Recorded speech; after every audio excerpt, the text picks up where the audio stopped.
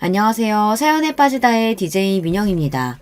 오늘 사연자님은 정신없이 팍팍한 현실에 치여 살다가 잊고 있었던 과거를 다시금 떠올리게 하는 사건이 있었다는데요. 과연 어떤 사연인지 들어보시겠습니다. 오늘도 두 가지 사연 준비되어 있는데요. 끝까지 들어주실 거죠? 그럼 오늘의 사연 바로 시작해 볼게요. 구독과 좋아요 잊지 말고 꾹 눌러주세요. 안녕하세요. 저는 50대 여자입니다. 어느새 제 나이가 벌써 반백살이네요. 저는 이 나이 정도 되면 아이들 다 키우고 남편이랑 편안하게 안정적인 가정을 꾸리고 살 줄 알았어요. 그런데 현실은 그렇지가 않네요. 저는 20대에 식당을 하기 시작해 지금까지 20년 넘게 가게를 하고 있어요. 지난 20년 동안 먹고 사느라 바빠 아이들 크는 것도 못 볼 정도로 정신없이 살았어요. 그러다 보니 저는 집, 가게 하며 제 인생이랄 게 없이 돈만 벌며 살았네요. 그런데 최근에 제 인생에 대해 다시 돌아보게 된 계기가 있었습니다. 저는 20대에 식당을 하기 시작했는데요. 젊은 나이에 쉽지 않은 결정이었지만 저에게는 선택권이 없었습니다. 당시에 부모님께서 뉴스에 나올 정도로 컸던 사기 사건에 가해자로 연루돼서 집안이 풍비박산이 났거든요.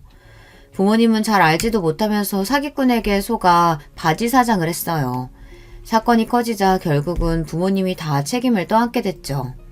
당시에 이미 부모님 두 분이 다 구치소에 수감된 상태라 모든 문제를 저 혼자 해결해야 했습니다. 얼마 되지도 않는 집까지 팔아 어떻게든 해결해 보려고 했지만 턱도 없었어요. 저는 빚쟁이들에게 쫓기다 외삼촌 집에까지 가 있었는데요. 어떻게 알고 빚쟁이들이 거기까지 몰려들었어요. 그 당시에 제 곁에 외삼촌이 없었다면 저는 지금 어떻게 됐을지 몰라요.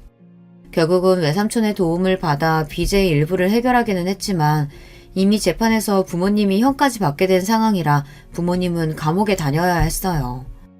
그때만 생각하면 지금 저는 아직도 가슴이 떨려요.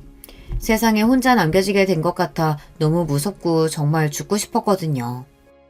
여기까지 들으셔도 제가 어떻게 살았을지 대충 짐작하시겠지만 저는 썩 평범하지 않은 학창시절을 보냈습니다. 태어났을 때부터 집안 형편이 좋지 않았습니다. 저는 그런 우리 집이 너무 싫어 줄곧 방황하며 지냈어요. 남들보다 사춘기가 길게 왔는지 저는 학창시절 내내 그렇게 부모님을 싫어했어요. 성인이 되어서도 마찬가지였습니다. 돈이 없어서 가난한 건 그렇다 치더라도 저희 부모님은 부모로서 존경할 부분이 하나도 없는 분들이었어요. 부모님 두 분은 시작부터가 엉망이었어요. 둘 다 젊어서 다단계를 하다가 만났다고 하더라고요. 나중에 다단계라는 걸 알고 둘 다 빠져나와 결혼하고 저를 낳고 사셨습니다. 그런데 두 분 다 정상적인 직장 생활을 해본 적이 없다 보니 경제적으로 힘들었대요.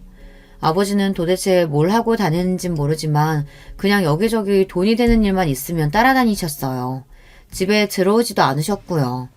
어머니도 아버지와 다르지 않았습니다. 화장품, 방문 판매 같은 걸 하시면서 돈을 벌기는 했지만 저를 전혀 돌보시지 않았어요. 아침이면 달걀 딱 하나 붙여서 저에게 먹으라고 주고 알아서 학교를 가라고 하셨어요. 저는 학교가 끝나고 집에 돌아오면 항상 혼자였습니다. 가끔 식당을 하느라 바쁜 외삼촌이 들려 밥도 해주고 용돈도 주시면 그렇게 좋았어요. 그래서 그런지 저에게는 부모님에 대한 기억보다 외삼촌과의 추억이 많아요. 외삼촌은 자주 보러 오진 못했어도 올 때마다 저를 애틋하게 생각하고 따뜻하게 대해주셨으니까요. 그리고 제 인생에 위기가 찾아올 때마다 외삼촌이 도와줬어요. 부모님이 감옥에 갔을 때도 제가 아무것도 하지 않고 집에 처박혀만 있는데 저를 세상 밖으로 꺼내주셨습니다. 많이 힘들겠지만 그렇다고 이렇게 넋을 놓고 있으면 어떡해. 사람이라는 게 다 먹고 살자면 사는 건데 일어나. 먹고 살려면 일을 해야지. 내가 이제 와서 무슨 일을 해요. 사기꾼 부모한테서 큰 애 나 같은 애를 누가 써주겠어요. 어허, 이놈 봐라. 누가 써주긴 누가 써줘. 내가 써주지. 삼촌이 어엿한 식당 사장인데 우리 조카가 할 일이 없겠어? 내일부터 가게로 나와. 삼촌이 다 가르쳐줄 테니까. 그 코딱지만한 가게에 내가 할 일이 뭐가 있어요. 삼촌 혼자 먹고 살기도 힘들면서. 됐으니까 그냥 가세요. 당시에 저는 삐뚤어져도 한참 삐뚤어져 있었습니다. 외삼촌이 저를 얼마나 걱정하시는지 알면서도 말이 곱게 나오지를 않았어요. 부모 같지도 않은 부모 밑에서 자라다 보니 저는 항상 어른들의 말이 다 헛소리 같았거든요. 더군다나 그때까지는 저는 식당이고 뭐고 아무것도 생각이 없었어요. 삼촌 식당이라고 해봐야 작은 한식당이었는데 제가 거기 가서 할 일이 뭐가 있겠어요. 그래, 네 말이 맞아. 삼촌도 코딱지만한 가게 하면서 혼자 먹고 사는 게 너무 힘드니까 똑똑한 우리 조카가 삼촌 좀 도와줘라. 삼촌은 제가 필요하다는 말도 안 되는 핑계를 대며 다음날부터 매일 저를 끌고 식당에 나갔습니다. 그리고 설거지며 재료 손질이며 잠깐 쉴 틈도 없이 쉬지 않고 일을 시켰어요. 지금 와서 생각해보면 제가 집에 처박혀 아무것도 안 하고 폐인처럼 있으니 외삼촌은 정신없이 뭐라도 시키면 제가 나아질 줄 아셨던 것 같아요. 그때 이후로 제가 외삼촌의 가게를 물려받아 지금까지 한식당을 운영하고 있으니 어쩌면 그때 삼촌의 판단이 옳았는지도 모르겠어요. 제가 워낙 머리가 좋아서 뭐든 잘하는 사람이긴 해요. 그런데 생각보다 식당 운영도 잘했습니다. 삼촌을 쫓아다니며 음식이든 가게 운영이든 닥치는 대로 배우면서 저는 삼촌을 도와 가게를 키웠습니다. 덕분에 제가 삼촌 가게에 들어온 지 채 3년도 되지 않아 원래 가게 규모의 10배가 넘는 정도의 큰 가게로 식당을 옮겼어요. 아예 저와 삼촌은 외곽에서 가게를 옮겨 고급 한정식집을 차렸습니다. 전혀 사업이든 음식이든 관심도 없었던 제가 가게가 술술 풀리니 나름 저도 재밌더군요. 물론 하루도 쉬지 못하고 정신없이 살기도 했어요. 제가 뭘 하나를 하면 아주 지독하게 파는 성격이거든요. 삼촌과 식당을 하면서 지금의 남편도 만났어요. 남편과 시댁 식구들이 식당 단골 손님이거든요. 특히나 시아버지께서 저희 가게 박대구이를 너무 좋아하셔서 한 달이면 4~5번씩 가게에 오셨어요. 심지어 남편은 평소에도 퇴근길에 가게에 자주 들러 아버지를 드리겠다고 박대구이를 포장하기도 했습니다. 그러다 보니 자연스레 남편과 가까워지며 연애도 하고 결혼까지 하게 됐습니다. 남편과 시댁 식구들은 모두 좋은 분들이에요. 저희 친정 이야기를 듣고도 편견 없이 저를 받아주셨습니다. 사실 시부모님을 뵙기 전에 긴장했거든요. 결혼이라는 게 남자 여자 둘이 좋아서 하는 거긴 하지만 양가가 다 같이 가족이 되는 일이잖아요. 평생 저도 부모님이 내 부모라는 게 창피하고 싫어서 어떻게든 도망가고 싶기만 했는데 생판 모르는 남편과 시부모님 앞에 저희 부모님을 소개한다는 게 너무도 싫었습니다.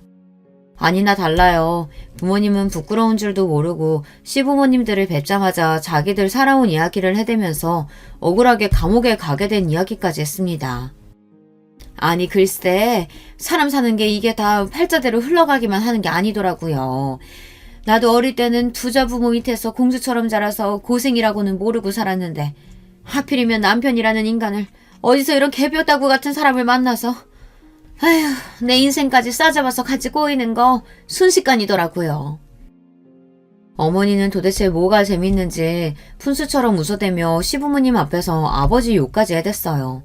거기서 끝이 아니었습니다. 어머니의 말을 듣고 가만히 계실 아버지가 아니었어요. 이 옆에 내가 말하는 꼬락선이 봐. 나도 너 같은 여자 안 만났으면 지금 이 모양 이 꼴로 살지는 않았어. 저희 친정 부모님은 감옥에 다녀오고 나서도 정신을 못 차렸어요. 오히려 자신들이 억울하게 누명을 쓰고 감옥에 다녀왔다는 사실에 분노하며 그전보다 더 엉망으로 살았습니다. 수준이 얼마나 낮은지 그 와중에 감옥에서 만난 사람들과 어울려 다니며 매일 크고 작은 사고를 치는 바람에 저와 외삼촌이 그 뒤치다꺼리를 다 해야 했습니다. 말이 뒤치다꺼리지 사고 치고 다니는 수습을 해주는 것도 자꾸 반복되니 저나 삼촌이나 너무 힘들었어요. 그런데 이제는 제 결혼까지 파투내려고 하니 기가 막히더군요. 이 자리가 지금 어떤 자리인 줄 알고 그런 쓸데없는 소리를 하고 있어. 아이고 사돈 죄송합니다.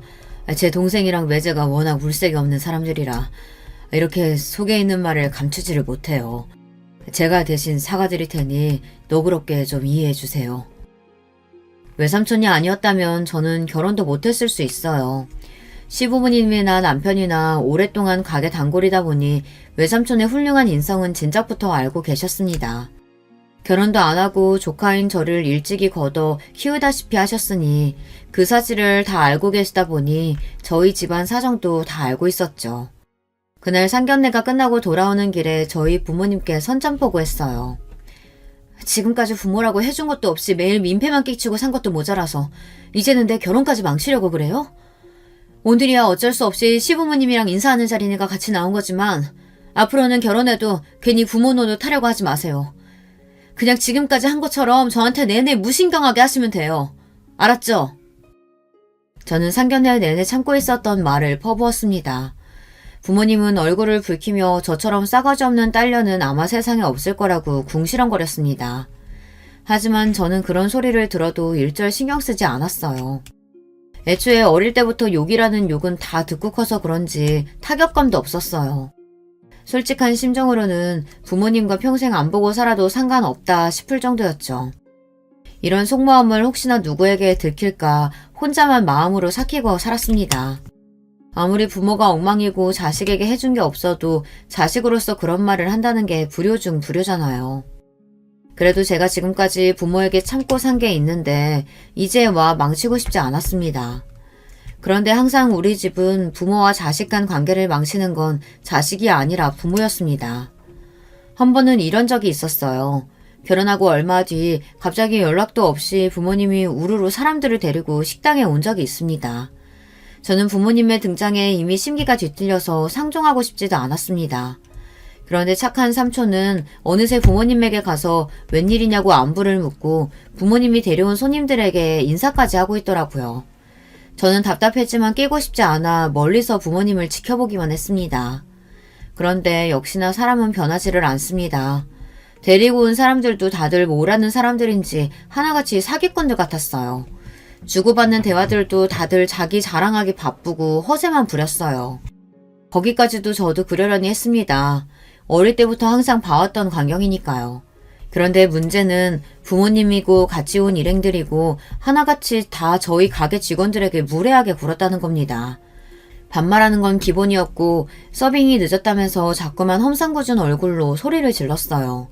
심지어 몇몇은 술에 취해 행패까지 부렸습니다. 저는 도저히 참을 수가 없어 부모님께 다가갔어요. 다 드셨으면 행패 그만 부리시고 사람들 데리고 이제 그만 돌아가세요. 저 나름대로 최대한 정중하게 말한 거예요. 생각 같아서는 경찰을 불러서 다 식당 밖으로 끌어내고 싶었습니다. 그런데 그 순간 부모님 두 분 다 표정이 싸하게 굳더군요.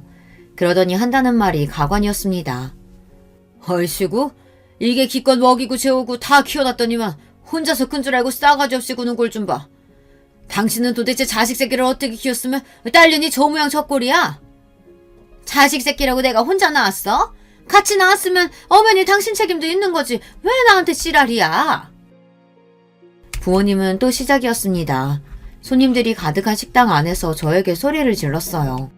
무식하면 눈치라도 있던지 눈치가 없다면 목소리라도 작던지 문제는 한두 가지가 아니었어요. 정말 천박해서 봐줄 수가 없었습니다.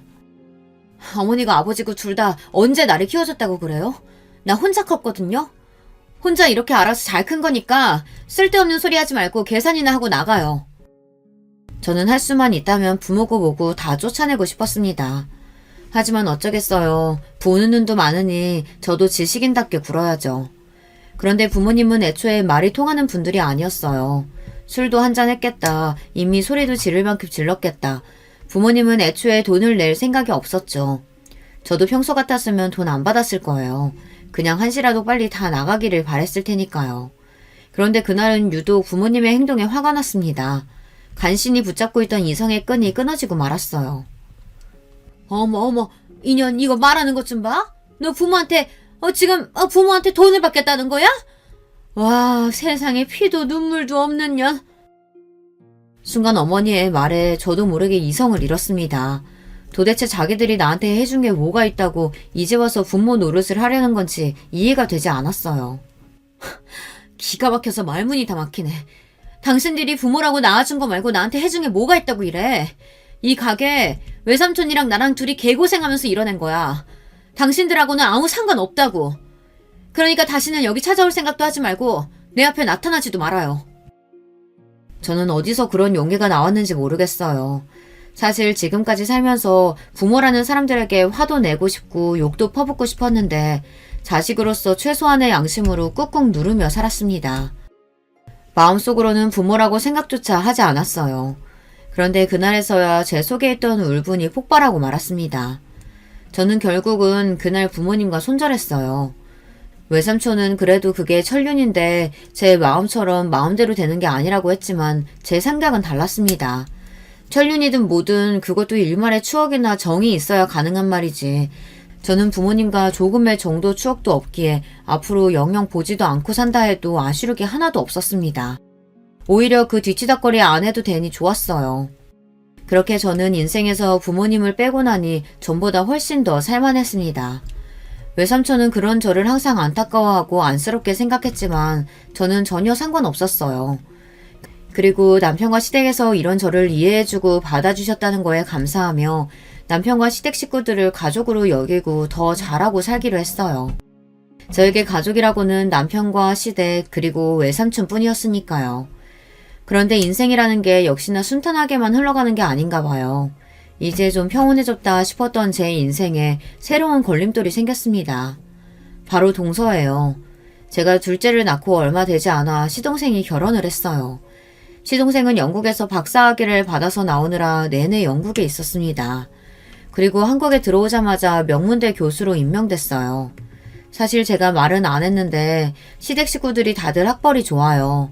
시부모님도 다들 명문대를 나와 이름만 나라면 아는 회사에 다니셨고 남편도 교육대를 나와 학교 선생님입니다. 제가 살아온 인생과는 달리 시댁 식구들은 다들 우여곡절 없이 평범하고 무난하게 살아온 사람들이라 그런지 매사에 긍정적이고 다른 사람을 깎아내리지 않아요.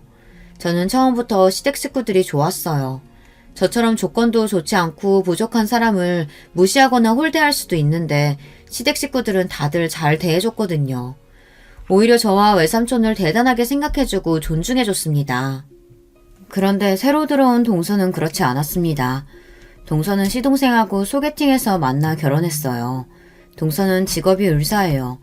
원래 의대를 나온 건 아니었는데 대학에 들어가고 나서 너무 의사가 되고 싶어 다시 수능을 봐서 지방 의대에 들어갔습니다. 남들보다 조금 늦게 의사가 돼서 그런지 동서는 나이를 먹고도 자기 학벌과 직업에 자부심이 굉장해요. 제가 오랫동안 장사를 하다 보니 사람을 처음 보면 웬만하면 그 사람 성격을 알거든요.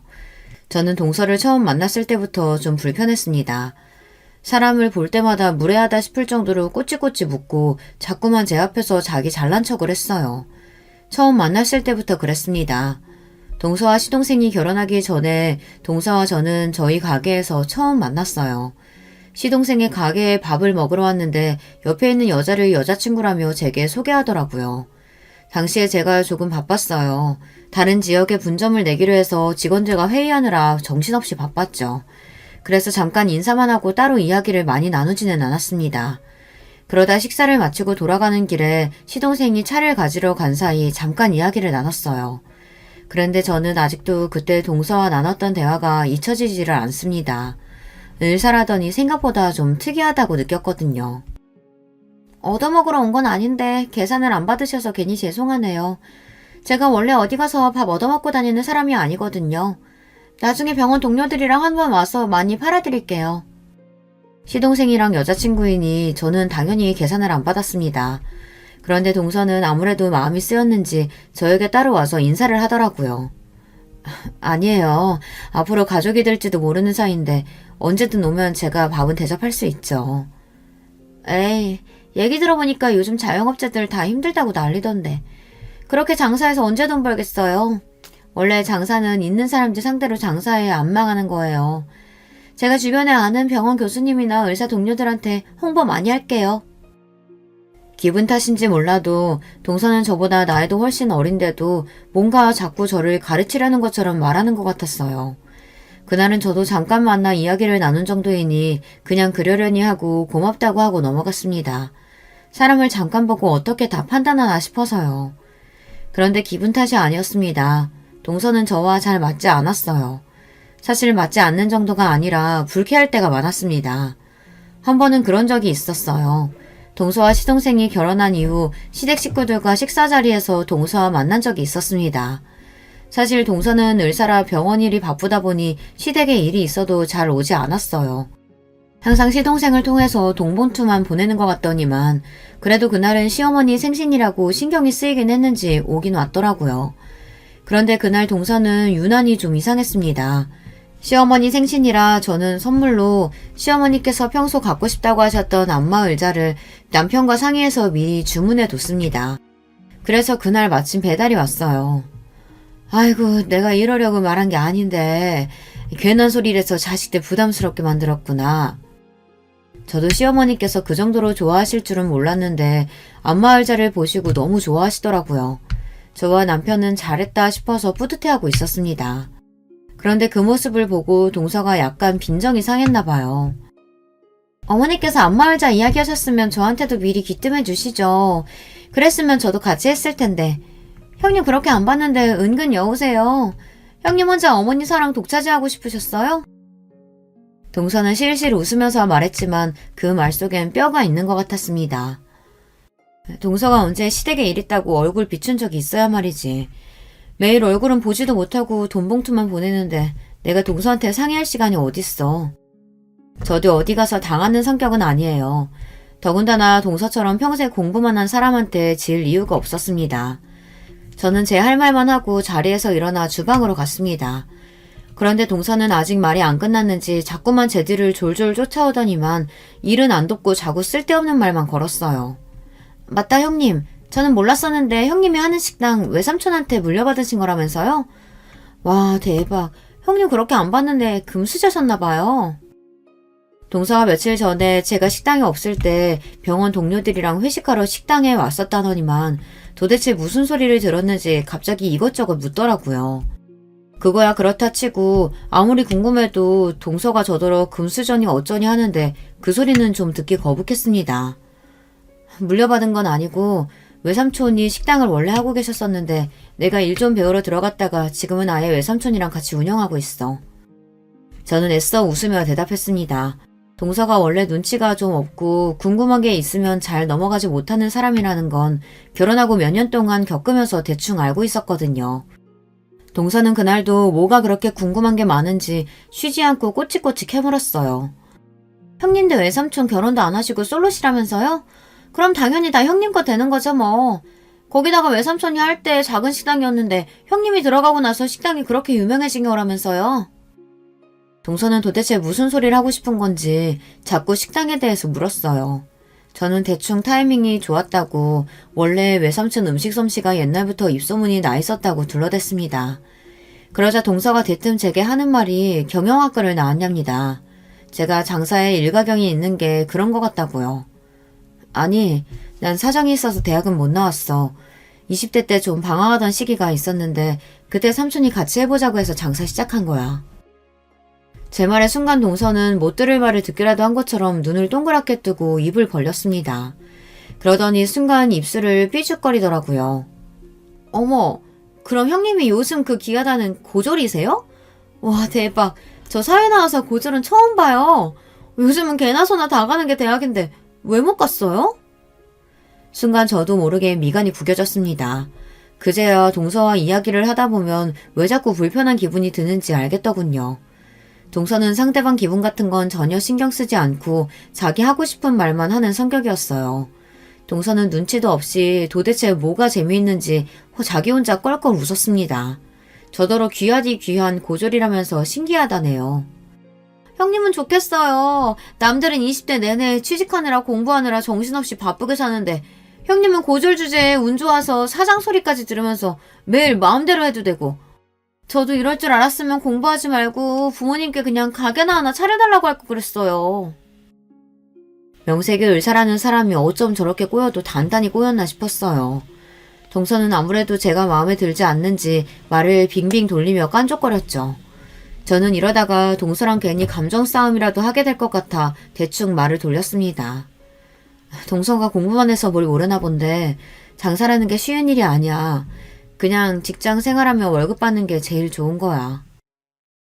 제 말에 동서는 아직 할 말이 많이 남았는지 입술을 삐죽였지만 제가 얼른 자리를 피하고 나왔습니다. 동서가 들어오기 전까지 저는 시댁 식구들과 조금도 문제가 없었는데 동서가 들어오고 나서 자꾸만 티격태격 문제가 생기니 저도 만날 때마다 신경이 예민해지고 곤두서더라고요. 그런데 동서는 항상 그런 식이었어요. 별일 아닌 일도 별일을 만드는 이상한 재주가 있었습니다. 한 번은 저희 큰애 생일이라 시동생이 택배로 선물을 보내줬더라고요. 저는 고마워서 가게 문을 닫고 퇴근하는 길에 잠깐 시동생네 집에 들렀습니다. 가게에 좋은 갈비가 들어왔다길래 양념갈비를 재워서 가지고 갔어요. 시동생이 제가 만든 갈비를 좋아하거든요. 저는 가는 길에 갈비만 주고 가려고 시동생에게 전화를 했습니다. 그런데 시동생이 일이 많아 아직 학교라고 집에 두고 가라더라고요. 동서가 집에 있다고요. 저는 동서만 있는 집에 가기 좀 껄끄러웠지만 그래도 후다닥 갈비만 주고 가야겠다 싶어 동서내에 들어갔습니다. 그런데 동서가 자다가 깼는지 얼굴이 푸석한 게 별로 안 좋더라고요. 저는 그런 동서가 걱정되어 동서에게 일이 많냐고 한마디 했습니다. 그런데 동서가 본인이 기분이 안 좋았는지 굳이 안 해도 될 말을 하더군요. 뻔히 바쁜 거 알면서 피곤해 죽겠는데 이 시간에 뭐하러 이런 건 가지고 오세요. 갈비야 먹고 싶으면 그냥 사 먹으면 되는 건데. 순간 제가 못 올 때라도 온 줄 알았습니다. 아무리 피곤하고 귀찮아도 사람이 다 생각해서 가져다 준 건데 꼭 이렇게 사람을 앞에 두고 무한하게 해야 하나 싶어서요. 동서 피곤한데 내가 괜히 귀찮게 했나 보네. 미안해. 이거 그냥 냉장고에 넣어뒀다가 내일 먹어. 나 그만 갈게. 저는 민망해서 말도 잘 나오지 않았습니다. 그래서 후다닥 동서네 집에서 나오려고 했어요. 그런데 그때 동서가 뒤에서 중얼거리는 게 들리더군요. 이래서 사람이 가정교육을 잘 받아야 하는 건데 부모가 사기꾼이니 뭘 보고 했겠어? 순간 저는 제 두 귀를 의심했습니다. 정말 동서가 제게 한 말이 맞나 싶어서요. 저는 휙 몸을 돌려 동서를 쏘아봤습니다. 동서, 지금 나더러 들으라고 한 말이야? 사기꾼이라니. 동서가 뭘 한다고 감히 나한테 마음대로 떠들어. 얼마나 화가 나는지 저도 모르게 눈물까지 눈동자에 왈칵 차올랐습니다. 제가 살면서 제일 듣기 싫었던 소리가 바로 가정교육을 못 받았다는 소리를 듣는 거예요. 어려서부터 매일 사고만 치는 부모님 아래에서 크다 보니 주변 어른들에게 별의별 소리를 다 들으며 자랐습니다. 부모가 저 모양이니 너는 정신 똑바로 차리고 살아야 한다부터 네가 잘못하면 이게 다 부모를 닮아서 그런다 소리를 듣는 거니 조심하라고들 했죠. 듣자하니 형님네 친정 부모님 사기죄로 감옥도 갔다 오셨다면서요? 아, 소름 끼쳐. 자식도 있는 분들이 도대체 어떻게 사셨으면 감옥에 가요? 동서는 자기 팔짱까지 끼고 거만하게 저를 아래로 내려다봤습니다. 순간 저는 너무 기분이 상해서 하마터면 동서 머리끄댕이로도 잡을 뻔했어요. 저는 애써 이성을 붙들고 크게 한숨을 내쉬었습니다. 동서, 내가 정말 마지막으로 경고하는 건데 그 입 좀 조심해. 한 번만 더 내 앞에서 선 넘었다간 절대 그냥 안 넘어가. 알았어? 저는 동서고 뭐고 다 뒤집어버리고 싶었지만 간신히 참았습니다. 그리고 그날 집에 돌아오면서 혼자 얼마나 울었는지 몰라요. 다른 사람도 아니고 동서에게 그런 모욕적인 소리를 들었으니 너무 수치스럽고 속상했습니다. 그리고 한 가지 깨달았어요. 동서와 저는 아무리 노력해도 절대 가까워질 수 없는 관계라는 걸요. 그로부터 얼마 뒤 어느 날이었습니다. 제가 식당에서 바쁘게 마감을 하고 있는데 늦은 시간에 동서가 식당에 왔어요. 그것도 병원 동료들을 잔뜩 데리고 왔더라고요. 그런데 동서와 일행들에게 술 냄새가 지독하게 났습니다. 알고 보니 이미 회식을 하고 술에 잔뜩 취한 상태더라고요. 형님, 제가 오늘 병원 식구들이랑 회식했는데 너무 기분 좋게 마셔서 2차는 제가 쏘겠다고 일부러 멀리까지 다들 데리고 왔어요. 자, 잘했죠? 동서는 지난번 일은 까마득하게 잊었는지 저에게 친한 척 제 팔짱까지 끼며 애교를 부렸습니다. 저는 동서에게 아직 감정이 많이 남아있는 상태였지만 애써 표정 관리를 했어요. 주변에 동서 병원 동료들도 있는데 쪼잔하게 티내고 싶지 않아서요. 동서, 연락을 좀 먼저 해주지 그랬어. 멀리서 와줬는데 어쩌지? 우리 마감 시간 다 돼서 직원들 퇴근해야 하는데 안 되겠다. 이 근처에 나랑 친한 사장님네 치킨집 있으니까 내가 그쪽으로 안내할게. 동서 나름대로는 우리 가게에 와서 좀 팔아주고 싶은 마음에 멀리서 온 거겠지만 저도 곤란하기는 마찬가지였어요. 이미 식당 마감 시간도 지났고 직원들도 하나둘 옷까지 갈아입고 나오는 중이었거든요. 저는 애써 동서를 다독이며 근처 치킨집에 가자고 했습니다. 제가 쏘겠다고요.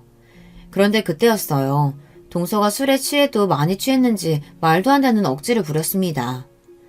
형님, 우리가 강남에서 이 깡시골까지 힘들게 택시 타고 왔는데 지금 설마 문전박대 하시는 거예요? 동서, 연락도 안 하고 와놓고 문전박대는 무슨 문전박대야. 동서는 뜬금없이 이상한 방향으로 몰고 갔습니다. 거기다가 고작 서울에서 조금 벗어난 경기도에 있는 우리 식당을 가지고 깡시골이라고 하면서요. 저는 기분이 당연히 상했지만 술 취한 사람이랑 말해봐야 뭘 하나 싶어 대충 웃어 넘겼어요. 그럼 빨리 들어가서 우리 마시는 거 해주세요. 내가 우리 병원 의사들 다 데리고 여기까지 왔는데 형님이 자꾸 이러시면 내가 너무 쪽팔리잖아요. 동서는 몸까지 비틀거리며 고래고래 소리를 질렀습니다. 저는 아무래도 이대로는 안 돌아갈 것 같아 대충 알겠다고 하고 자리에 앉으라고 했어요. 제가 안주거리를 좀 챙겨오겠다고요. 그리고는 직원들에게는 얼른 퇴근하라고 했습니다. 그런데 그때였어요. 제가 그렇게 동서에게 경고했는데도 동서는 정신을 못 차렸습니다. 동서가 아주 신이 났는지 자기 동료들도 있고 우리 가게 직원들도 있는 앞에서 선을 넘어도 세게 넘더라고요. 역시 우리 형님 최고! 자, 여러분! 모두 우리 형님한테 인사해! 근데 우리 형님 고졸이다? 다들 고졸 본 지 오래됐지? 나 사회 나와서 고졸 처음 본다니까? 너무 신기해! 순간 식당 안에는 정막이 흘렀습니다. 저도 저지만 동서 주변에 있던 동료들까지 당황한 눈치였어요. 그런데 그 순간 정적을 깨고 가게 직원들이 배까지 잡으며 깔깔 웃어댔어요. 어머, 우리 사장님 동서분이라더니만 아무것도 모르시네요? 우리 사장님 사시도 합격한 사람인데요? 그런 대단한 사람한테 그깟 대학 안 나온 거 가지고 무슨 소리 하시는 거예요? 직원들은 동서의 말이 어이가 없다는 듯 혀까지 끌끌 찼습니다. 그러게, 우리 사장님 사시 합격하고 연수원을 못 들어가서 그렇지 사시 합격할 때 차서까지 한 사람이라고 왕 사장님이 아주 입이 마르게 자랑하셨잖아요. 그래, 그래서 우리 아버지 사기당할 뻔할 때도 사장님이 도와주셨잖아. 아는 변호사도 소개해주고. 아휴, 다들 퇴근이나 하라니까 뭘 다 지난 이야기들을 하고 그래. 얼른들 가요. 저는 괜히 민망해서 직원들에게 그만하고 돌아가라고 했습니다. 그런데 사실 저도 놀랐어요. 나이가 들어서 저도 까마득하게 잊고 있었는데 맞아요. 제게 그런 일이 있기는 했습니다. 제가 사법고시를 본 것도 모자라 합격까지 했었어요. 그것도 전체 차석으로 말이죠. 저도 그때 기억이 까마득한 게 벌써 20년도 넘은 일이네요. 아니 형님, 이게 다 무슨 소리예요?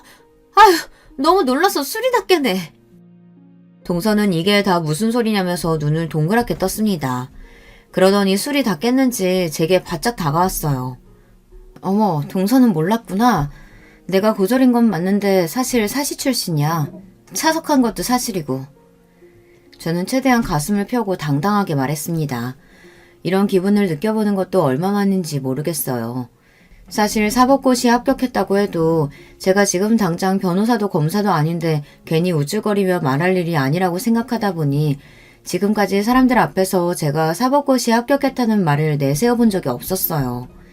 하지만 외삼촌은 그런 저를 언제나 자랑스럽게 여기셔서 보는 사람마다 자랑하고 다녔습니다. 얘가 사법고시 차서까지 하는데 내가 사정사정해서 나랑 가게 일 도와주는 거라니까. 내가 우리 조카한테는 진 빚이 많아서 해달라는 건 뭐든 다 해줄 수 있어. 머리 좀 믿고 대학도 안 나와서 사법고시 좀 본 게 뭐가 그렇게 대단한 일이라고 외삼촌은 저를 대단하게 여기셨어요. 혹여나 부모님 때문에 제가 어디 가서 사람들에게 무시라도 당할까 어디를 가나 저를 추켜 세웠습니다. 누가 봐도 제가 외삼촌에게 받은 도움이 더 많은데도 항상 저에게 빚이 있다고 고맙다고 하셨어요. 외삼촌이 제 곁에 없었던 지난날을 생각하면 저는 끔찍하기만 해요. 저는 어릴 때부터 찢어지게 가난한 집에서 자랐습니다. 요즘 사람들이 보면 서울에 이런 집이 있다고 라고 할 정도로 말도 안 되는 낡은 집에 살았어요. 더군다나 부모님 사이가 좋지 않아 매일 얼굴만 마주치면 두 분은 싸우셨습니다. 싸우는 이유는 항상 똑같았어요. 그놈의 돈 때문이었습니다. 부모님은 싸우다가 결국은 항상 최악으로 갔어요. 눈에 보이는 물건을 바닥으로 내던진 아버지는 혼자 분에 못 이겨서 집을 나가셨습니다. 그러고 나면 어머니는 저는 신경도 안 쓰고 혼자 술을 마시며 울기만 하셨습니다. 어린 나이에 그 모습이 싫어 저는 항상 혼자 방에 들어가 책상에 앉아 공부만 했습니다. 공부하면서도 머릿속은 온통 부모님 원망으로만 가득했어요. 돈 가지고 아버지 바가지 긁는 어머니도 싫었고 어머니의 울부짖음에 책임감 없이 집을 나가버리는 아버지도 싫었습니다. 저는 절대 부모님처럼 살고 싶지는 않았어요. 가난한 집안에서 태어난 저에게 부모님처럼 살지 않을 방법은 공부밖에 없었습니다. 공부 열심히 해서 하루라도 빨리 성공해 이 집을 탈출하고 싶었어요.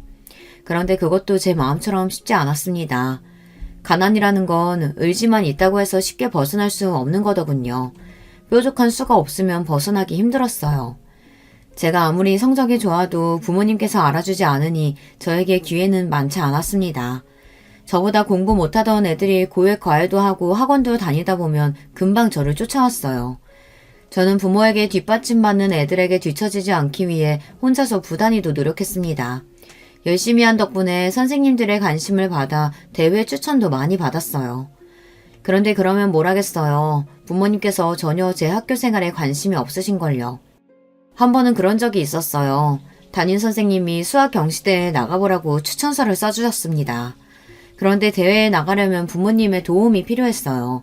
다른 지역에서 하는 대회라 부모님이 데리고 가줘야 하기도 했고 참가비도 조금 있었습니다. 그런데 저희 부모님은 그마저도 아깝다고 경시대회에 나가지 말라고 했어요. 평일에 학교까지 빠지고 경시대회는 무슨 경시대회 나간다 그래. 그리고 거기까지 가려면 차비에 밥값에 움직이면 다 돈인데 우리 집에 그럴 돈이 어딨어. 그냥 넌 못 나간다고 하고 다른 애들이나 나가라고 해. 세상에 이런 부모가 또 있을까요? 남들은 나가고 싶어도 못 나가는 대회를 담임 추천서까지 받아서 나갈 수 있는데도 그까지 비용이 아까워서 저희 부모님은 나가지 말라네요. 저는 그때 태어나 처음으로 가장 큰 절망감을 느꼈던 것 같아요. 어린 마음에 내가 아무리 노력해도 열심히 해도 소용없구나 싶었죠. 그런데 그때 마침 집에 놀러와 있던 외삼촌이 저와 어머니가 하는 대화를 듣고 어이가 없다는 듯 어머니를 나무라셨어요. 야, 너 지금 그게 무슨 소리야? 애가 공부를 얼마나 잘하면 학교에서 선생님이 추천서까지 써줬는데 그 대회를 안 나간다는 게 말이 돼? 지영아, 삼촌이 비용 줄 테니까 무조건 나가. 무조건. 그때 외삼촌이 아니었다면 저는 아마 모든 걸 다 포기했을지도 몰라요. 그래도 외삼촌이 제 편을 들어주신 덕분에 저는 기운을 차렸습니다. 그리고 외삼촌은 정말로 수학 경시대회에 나가라고 그때 돈 50만 원을 선뜻 어머니에게 주셨어요. 이 돈 우리 지영이 대회 나가는 데 쓰라고 주는 거니까 절대 다른 데 쓰지 말고 무조건 지영이 데리고 대회 나가. 알았지? 아유, 결혼도 안 한 오빠 했으니까 이런 게 좋네. 조카 용돈도 주고. 외삼촌은 고등학교를 졸업하고 일찍이 식당에서 일하며 기술을 배웠어요. 그러고는 평생 독신으로 사셨습니다. 삼촌은 본인은 공부를 못했지만 공부를 잘하는 사람들을 보면 언제나 부러웠대요. 그래서 제가 포기하지 말고 잘 됐으면 하는 마음으로 많이 도와주셨습니다. 우리 집에서 이런 머리가 나오기 힘든데 삼촌이 우리 하나뿐인 조카 팍팍 밀어줘야지. 앞으로 공부하다가 필요한 거 있으면 언제든 삼촌한테 말해. 그전까지 외삼촌은 장남이 장가를 안 갔다는 이유만으로 집에서 골칫덩이 취급을 받았었는데 저에게는 달랐습니다. 그 순간 저에게는 영웅이나 다름없었어요. 외삼촌은 그때부터 저의 영원한 지원자가 되어주셨습니다. 사실 저는 대학에도 합격했었어요. 법대는 아니었지만 성균관대에 합격이 된 상태였어요. 부모님은 먹고 죽을래도 돈이 없다면서 대학을 포기하라고 했어요. 아니면 장학금 주는 대학으로 가라고 했습니다. 그때의 절망감은 말로 다 못합니다. 매일 밤 이불을 뒤집어 쓰고 혼자 울었어요. 남들은 가고 싶어도 못 가는 대학에 떡하니 붙었는데도 저희 부모님은 아무도 기뻐해주지 않으셨으니까요. 그때 저는 처음으로 외삼촌에게 도와달라고 전화했어요. 어디에도 부탁할 곳이 없었으니까요. 삼촌, 제가 면목이 없는 건 아는데요. 이번 한 번만 좀 도와주실 수 있어요? 저 대학 등록금 한 번만 내주세요. 제가 다음 학기부터는 무슨 수를 써서든 제가 알아서 할게요. 제 부탁에 외삼촌은 적잖이 놀란 듯 보였지만 그래도 어떻게든 도와주고 싶다고 하셨어요. 삼촌이 지금 당장은 그런 큰 돈은 없는데 며칠 내로 주변에서 금방 구해보마. 그러니까 절대 걱정하지 말고 기다리고 있어. 저는 몇 날 며칠 고민 끝에 외삼촌에게 힘들게 말한 거였어요. 그런데 저는 말을 해놓고도 내가 괜히 말을 했나 싶어 외삼촌에게 죄송했습니다. 결혼도 안 하고 혼자 식당하면서 사는 삼촌 사정 뻔히 다 아는데 제가 괜히 삼촌에게 부담을 주고 힘들게 한 것 같아서요. 며칠 뒤 말도 안 되는 일이 벌어지고 말았습니다. 등록금 낼 기간이 다 끝나가는데 외삼촌에게 연락이 없었어요.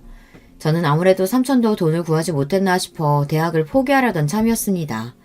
서운하지도 않았어요. 사실 저를 낳아준 부모도 외면하는 일을 삼촌이 해준다는 게 말이 되지 않았으니까요.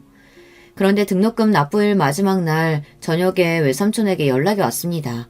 대학 등록금 냈냐고요. 저는 돈이 없는데 어떻게 등록금을 내냐고 그냥 포기했다고 했습니다. 제 주제에 대학을 가봐야 뭐 하겠냐고요. 그러자 외삼촌께서 버럭 소리를 지르며 그게 도대체 무슨 소리를 하는 거냐고 오히려 화를 냈습니다. 내가 오늘 아침에 너희 엄마한테 돈 보냈는데 무슨 소리야?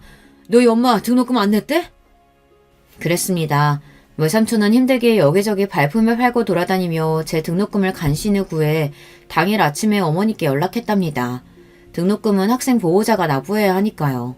그래서 삼촌은 돈을 구하자마자 곧바로 어머니 계좌로 붙였답니다. 저는 삼촌 말을 듣는 순간 불안했어요. 그리고 삼촌에게 저희 어머니에게 들은 말이 아무것도 없다고 전했습니다. 그러자 삼촌은 그날 밤 식당 문도 급하게 닫고 우리 집으로 왔어요. 그리고 그날 밤 어머니와 외삼촌은 대판 싸우셨습니다. 알고 보니 어머니가 중간에서 사고를 쳤더라고요. 삼촌이 보낸 돈을 홀라당 어머니가 마음대로 본인 빚을 갚는 데 써버렸습니다. 너 미쳤어? 아무리 돈이 없고 궁해도 그렇지. 어떻게 어미라는 년이 딸내미 대학 등록금을 네 맘대로 빚 갚는 데다 쓰면 어떡해? 내가 분명히 오늘까지 대학 등록금부터 내라고 했잖아. 지금 내가 거리에야 나앉게 생겼는데 전혀 대학 등록금이 문제야? 그리고 우리 집 사정에 제가 대학 들어가봐야 뭐가 달라져. 하루라도 빨리 정신 차리고 나가서 먹고 살 방법을 생각해야지. 그 순간 외삼촌은 제가 너무 불쌍해서 눈물이 다 펑펑 쏟아졌답니다. 본인은 결혼도 안 하고 자식도 없지만 자기 뱃속으로 낳아놓고도 세상에 어떻게 저런 부모가 다 있나 싶었대요. 삼촌은 제가 너무 불쌍하고 안쓰럽다는 말만 밤새도록 하다가 무슨 생각이 드셨는지 갑자기 저에게 짐을 싸라고 했습니다. 그때 저는 집을 나와서 외삼촌과 살기 시작했어요. 외삼촌이 본인이 돈만 있으면 어떻게든 대학에 보내고 싶다고 했지만 저는 괜찮다고 했습니다. 부모님에게서 벗어나 살게 해준 것만으로도 감사하다고요. 그래서 그 이후 제가 사법고시를 준비했던 거예요. 외삼촌이 제 머리가 아깝다고 사법고시 시험이라도 해보라고 했거든요. 그때부터 저는 2년 정도를 외삼촌 밑에서 지내며 꼼짝없이 공부만 했습니다. 삼촌이 대단한 게 제 고시 뒷바라지를 혼자 다 해줬어요. 덕분에 시험도 단번에 붙었습니다. 제가 사법고시에 합격한 날 저녁 삼촌과 저는 둘이 끌어안고 얼마나 오랫동안 울었는지 몰라요. 그런데 제 발목을 잡은 게 바로 저희 부모님이에요. 부모님이 둘 다 같이 사기죄로 기소가 되고 감옥에 들어가는 바람에 제 사법고시 합격이 번복되었어요. 그래서 제가 그때 어느 때보다 힘든 시기를 보냈던 거예요. 물론 그때도 외삼촌 덕분에 가장 힘든 시기였던 시기를 잘 넘겼지만요. 저에게 있어 삼촌은 그냥 삼촌이 아니고 제 인생의 은인이었습니다. 저를 사법고시까지 보게 해준 것도 저에게 식당을 물려주신 것도 다 삼촌이니까요. 외삼촌이 없었다면 아마 지금의 저는 없었을 거예요. 아참, 동서는 어떻게 됐냐고요? 제가 세상에서 제일 사랑하는 우리 삼촌 이야기를 하다 그만 중요한 걸 깜빡 잊었네요. 제가 성균관대에 합격했었다는 것도 사법고시에 차석으로 합격했었다는 사실도 동서가 모두 알게 된 날 이후 동서는 저를 대하는 태도가 180도 달라졌어요. 매일 그렇게 제 앞에서 개념 없이 무시하고 잘난 척 고고한 척을 하더니만 이제는 제 앞에서 말도 조심하고 저를 좀 어려워하는 것 같아요.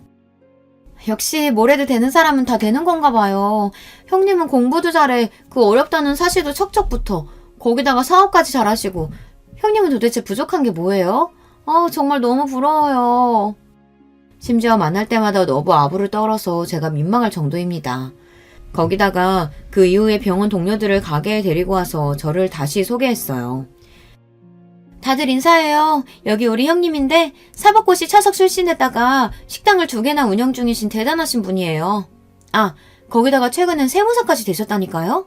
우리 형님 너무 멋지죠? 동서 때문에 마음 상했던 시간도 있었지만 저는 이제 마냥 동서가 귀여워요. 사실 동서도 동서지만 그로 인해 저도 많이 달라졌거든요. 사실 그날 직원들이 말할 때까지 제가 사시에 합격했었던 그 행복한 시간을 까마득하게 잊고 살고 있었어요. 사는 게 너무 바빠서요. 그 순간에서야 제가 너무 가족만 생각하고 사느라 나의 꿈이며 인생은 뒷전으로 생각하고 산 것 같아 저도 후회가 많이 됐습니다. 덕분에 그날 이후 저는 마음속으로만 꽁꽁 숨겨두었던 새로운 도전을 시작했어요. 사실 식당 일이야 제 의지와 상관없이 돈만 생각하고 시작한 일이었어요. 저는 어려서부터 공부를 잘했기에 머리를 쓰면서 하는 일을 하고 싶었습니다. 하루 종일 책상에 앉아 서류를 보며 일하는 사무직이 멋져 보였어요. 저는 그 어떤 것보다 공부하는 게 적성에 가장 잘 맞았거든요. 그때 추억을 더듬어 저는 식당을 남편에게 맡기고 제 2의 인생을 살아보기로 했습니다. 저는 세무사 시험에 도전해 얼마 전에 최종 합격했어요. 혹시나 안 될까봐 가족들한테도 말도 안 하고 준비했었는데 단번에 붙어서 다행이었습니다. 사실 다행인 정도가 아니라 날아갈 듯이 기뻤습니다. 이 나이에 뭔가 도전해서 이뤄냈다는 게 스스로 너무 뜻깊었어요. 저는 최근 동네 세무사 사무실에 취업해서 일을 배우고 있습니다. 평생 장사만 하던 제 인생의 첫 직장이었어요. 나이도 있고 사회 경험도 많지 않으니 분명 힘들고 지칠 때가 있겠지만 그래도 늦지 않게 해보고 싶었던 일에 도전할 수 있어서 너무 뜻깊고 좋아요. 요즘처럼 아침에 일어나는 게 기대되고 즐겁게는 살면서 처음입니다. 어쩌면 이게 다 동서 덕분인지 모르겠어요. 동서가 매번 저를 무시한 덕분에 저도 새로운 자극을 받았으니까요. 저는 현재 어느 때보다 가장 행복합니다. 이런 저의 새로운 인생 이막 응원하는 글 댓글로 남겨주시면 읽어보고 기운내서 더 열심히 해볼게요. 여러분들께서도 하고 싶은 게 있으시다면 나이 좀 들었다고 주저하지 마시고 저처럼 한 번 더 도전해보시길 바랄게요. 지금까지 저의 인생 이야기 들어주셔서 감사합니다. 여러분의 가정도 항상 편안하시길 바랄게요. 여러분, 두 번째 사연 시작하기 전에 좋아요, 구독 꼭 눌러주실 거죠? 그럼 두 번째 사연 바로 시작합니다. 여러분, 여러분에게 가장 소중한 인간관계는 무엇인가요? 제게 가장 소중한 인간관계는 바로 가족이었습니다. 가족이야말로 가장 소중하고 믿을 수 있다고 생각했죠. 하지만 지금은 모든 관계를 다 정리하고 혼자 살고 있습니다. 이야기를 시작하려고 하니 어디서부터 시작해야 할지 막막하지만 하나씩 풀어내보겠습니다. 남들은 한창 인생을 즐길 나이라는 20대에 저는 회사에 입사해 일에 인생을 다 걸고 살았습니다. 그 이유는 바로 집안의 빚 때문이었죠. 저는 열심히 일해서 돈을 많이 벌어 얼른 빚을 다 갚고 싶었기에 쉬는 날 없이 일에 매진했습니다. 그렇게 10년 넘게 일했나요? 앞만 보며 달리니 어느새 빚도 다 갚았고 남들이 부러워하는 위치까지 올라갈 수 있었습니다. 그런데도 20대처럼 일하는 절 보던 주변 친구들은 이제 일은 적당히 하고 좀 즐기면서 살라고 말하더군요. 너 일 열심히 하는 건 좋은데 이젠 즐기면서 살 때도 되지 않았어? 그렇게 일만 하다간 너 나중에 놀고 싶어도 못 논다. 그때 저는 친구들의 이야기를 듣고 많은 생각이 들었습니다. 이제는 빚도 없고 친구들 말처럼 즐길 때가 되지 않았나 싶었죠. 저는 얼마간 고민하다가 더 늦기 전에 좋은 인연을 찾아보기로 마음먹었습니다. 제 나이 30대쯤 이 나이에 인연 만들기에는 동호회만 한 게 없다는 말을 듣고 저는 들어갈 만한 동호회를 쭉 찾아봤습니다. 그리고 제 맘에 쏙 들고 가장 호평인 배드민턴 동호회에 들어가게 됐죠. 그리고 전 거기서 이제는 전 남편이 된 남편을 처음으로 만났습니다. 남편의 외모는 좋게 말하면 맵시 좋고 깔끔한 인상이었고 나쁘게 말하면 기생오라비 같은 얼굴이었어요. 하지만 성격은 얼굴이랑 다르게 남자답고 화통했어요. 덕분에 동호회에서 남편의 인지도는 꽤 높은 편이었죠. 그 때문인지 동호회의 여성 회원들도 남편에게 호감을 표시하는 일이 비일비재했습니다. 게다가 남편의 얘기를 듣다 보니 동호회 밖의 인간관계도 괜찮고 자기 일도 열심히 하는 것 같더라고요. 저는 동호회 안팎으로 인기가 좋고 운동신경도 좋은 남편의 모습들에 자꾸 눈길이 갔습니다. 그래서 남편이 다른 사람들의 대시를 받고 있다는 걸 알고 있었음에도 제가 먼저 몇 번이나 남편에게 직진으로 다가갔죠. 저와 남편은 나이도 동갑이었고 저도 어디서 호감형이란 말을 많이 들어 조금이나마 자신이 있었습니다만 역시나 인기가 많은 남편은 제게 별로 관심이 없더라고요. 그래서 이 사람은 나한테 아예 관심이 없는 거구나 싶어서 남편을 향한 관심을 접으려고 했습니다. 그런데 웬걸 제가 남편에게 관심을 끊자 그때부터 되려 남편이 제게 저돌적으로 다가오는 거 아니겠어요? 동호회에서 다른 남자 회원들이 아직 초보인 저를 도와주기 위해 손을 내밀면 냉큼 다가와 자신이 대신해주겠다면서 호들갑을 떠는 거예요. 그 모습을 보고 있자니 웃기기도 하고 아니면 남의 연애를 회방을 놓으려는 심보인가 싶어 몇 번 이리 흥 저리 흥 하다가 어느 날 여느 때와 다름없이 절 도와주려 다가온 남편에게 물어봤습니다. 동석 씨, 저한테 관심 없지 않았어요? 근데 왜 자꾸 저 도와줘요? 맞아요. 저 채희 씨 딱히 좋아하지 않아요. 그런데 채희 씨 손을 다른 남자가 잡는 걸 보면 참을 수가 없어서 자꾸 돕게 되네요. 잡아둔 물고기가 빠져나가려고 하니까 급해진 게 아니고요. 듣고 보니 괘씸한 심보다 싶어 던진 농담에 남편 얼굴이 어찌나 빨개지던지요. 남편은 새빨갛게 붉어진 얼굴로 그런 게 아니라고 하더라고요. 아니긴 뭐가 아니냐고 티격태격하다가 남편 쪽에서 먼저 사실 절 좋아한다고 고백하더군요. 처음에 제가 먼저 대시했을 때 그렇게 다 거절해놓고 괘씸하긴 했는데 저도 좋아하는 마음이 있어서 그랬는지 그게 딱히 밉게 느껴지진 않더라고요. 그날의 대화를 계기로 저는 남편과 쭉 사귀게 됐습니다. 그러다 마음도 맞고 나이도 맞으니 자연스럽게 결혼까지 하게 됐죠. 결혼식을 올리고 난 뒤 저는 더는 동호회에 나가지 않았습니다. 애초에 사람도 만나고 인생을 한번 즐기며 살아볼까 싶어서 나간 동호회라서 남편을 만나니 자연스레 관심이 떨어지더군요. 남편은 아쉬워하는 눈치였지만 혼자서라도 꾸준히 동호회를 나갔습니다. 그것과 별개로 저는 남편과 결혼하고 바로 아이를 가질 계획이었습니다. 그런데 생각보다 아이가 잘 안 찾아오더군요. 그래서 남편과 같이 병원에 가서 검사도 받았습니다. 그런데 검사 결과가 좋지 않았어요. 제가 젊은 시절에 일하면서 몸을 많이 혹사해서 호르몬 불균형이 심하다고 하더군요. 의사 선생님께서는 제가 난임 수준까진 아니지만 임신을 위해선 몸 관리가 필요하다고 하셨죠. 결국 저는 몸조리를 위한 약을 처방받고 회사도 그만두기로 했습니다. 남편도 제게 자기 가게 수익으로 우리 둘 다 걱정 없이 먹고 살 수 있으니 이참에 푹 쉬면서 건강관리에 힘쓰라고 했죠. 몸관리를 시작하면서 저는 집에 혼자 있는 시간이 많아졌는데 그때 좀 쓸쓸하고 외로웠습니다. 매일 일에 매진하며 시간을 보낸 터라 일을 안 하니 혼자 있는 시간이 어색하기도 했어요. 그렇다고 친구들을 만날 수도 없었습니다. 제 나이대 친구들은 다 가정이 있고 아이도 키우고 있어서 시도 때도 없이 만나자고 조르기 어려웠습니다. 부모님께서 가까이 살고 계셨다면 혼자라도 자주 찾아갔을 텐데 저랑 남편이랑 사는 곳이 친정이랑 극과 극이라 너무 멀어서 자주 가기도 어려웠죠. 그때 사무치는 외로움에서 저를 끌어내준 게 동서들이었어요. 남편에게는 2명의 남동생이 있었는데 둘 다 남편보다 먼저 결혼을 했습니다. 그래서 제가 결혼할 때 저에겐 이미 2명의 동서가 있었죠. 처음엔 동서들이 어색했습니다. 왜냐면 저랑 성격이 많이 달랐기 때문이에요.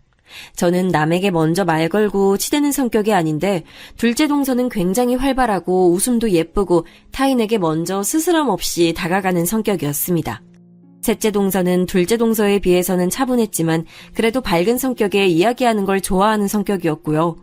시부모님께선 싹싹한 둘째 동서를 좋아했고 굉장히 믿고 계신 것 같았습니다. 결혼 후 시어머니께서는 집안일은 둘째에게 들으라고 말씀하시기도 했습니다. 둘째가 집안도 잘 챙기고 어른들에게도 참 잘한다고 하시면서요.